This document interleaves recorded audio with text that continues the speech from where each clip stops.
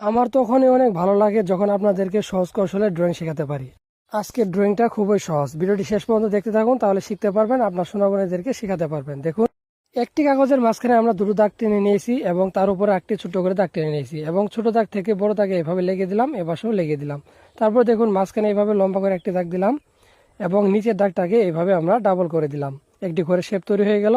তারপর দেখুন এই ঘরের মাঝখানে আমরা একটা দাগ দিলাম, দুটো দাগ দিলাম এবং এই দাগের সাথে এই দাগ লাগিয়ে দিলাম, মাঝখানে একটা দাগ দিলাম, হয়ে গেল একটি দরজা। তার পাশে আমরা একইভাবে ছোট্ট করে একটি জানালা রাখলাম, তার বিপরীত পাশে আমরা আরেকটি এভাবে জানালা লাগিয়ে দিলাম।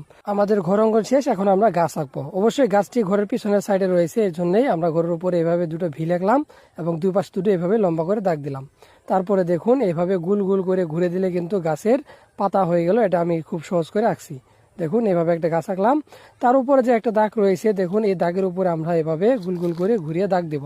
এটা হবে দূরের গাছপালা এবং নিচে যে একটা দাগ রয়েছে সেই দাগের উপরে আমরা এভাবে উপর নিচ করে কিছুটা ঘাস আঁকবো। এইভাবে দেখুন ঘাস আঁকার পর উপরে দাগের উপরে আমরা এভাবে একটা অর্ধবৃত্ত আঁকবো, এটা হবে একটি সূর্য এবং সূর্যের রশ্মিগুলো খুব সহজভাবে আঁকবো। দেখুন একটা ছোট একটা বড় এইভাবে করে আমরা দাগ দেব, তাহলে এটা হবে একটি সূর্যের রশ্মি।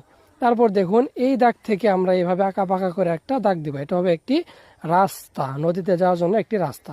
তারপর দেখুন এই জায়গাটা অনেক ফাঁকা, এই জন্য উপর নিচ করে একটি ঘাস আঁকবো এবং এই পাশে একটা গুল দাগ, এই পাশে একটা গুল দাগ, সেই গুল দাগ থেকে আমরা একটা ফুল তৈরি করলাম। এইভাবে ফুল আঁকার পর দেখুন এখন আমরা ফুলের ডাঁট এঁকে দিব, যেহেতু গাছটার সাথে ফুলটা লেগে আছে, এইভাবে ডাঁট এঁকে দিলাম, দুই পাশে দুটো করে পাতা এঁকে দিলাম, তাহলে কিন্তু হয়ে গেল আমাদের একটা সিনারি ড্রয়িং।